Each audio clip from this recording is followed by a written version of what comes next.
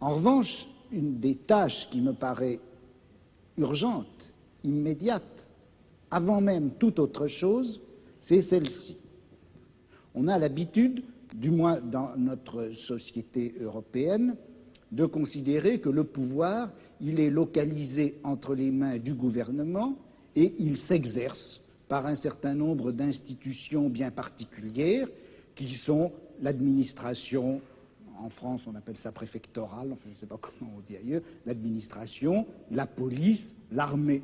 On sait que toutes ces institutions-là sont faites pour transmettre les ordres, les faire appliquer et punir les gens qui n'obéissent pas. Mais je crois que le pouvoir politique, il s'exerce encore, il s'exerce en outre,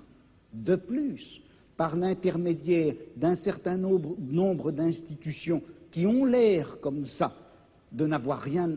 de commun avec le pouvoir politique, qui ont l'air d'en être indépendantes et qui ne le sont pas. On sait bien que l'université, d'une façon générale, tout le système scolaire, qui en apparence est fait simplement pour distribuer le savoir, on sait que cet appareil scolaire est fait pour maintenir au pouvoir une certaine classe sociale et exclure des instruments du pouvoir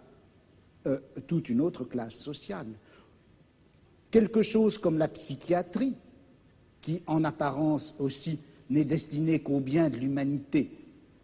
et à la connaissance des psychiatres, la psychiatrie est encore une certaine manière de faire peser un pouvoir politique sur un groupe social. La justice également. Bon, et il me semble que la tâche politique actuelle dans une société comme la nôtre, c'est de critiquer le jeu des institutions apparemment les plus neutres et les plus indépendantes, de les critiquer, de l'attaquer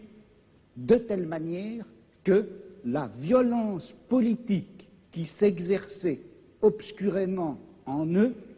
surgisse et pour qu'on puisse lutter contre elle. À vouloir tout de suite, enfin si on cherche tout de suite à donner le profil et la formule de la société future, sans avoir bien fait la critique de tous les rapports de violence politique qui s'exercent dans notre société, on risque de les laisser se reconstituer, même à travers des formes aussi nobles, apparemment aussi pures que celles du syndicalisme anarchiste.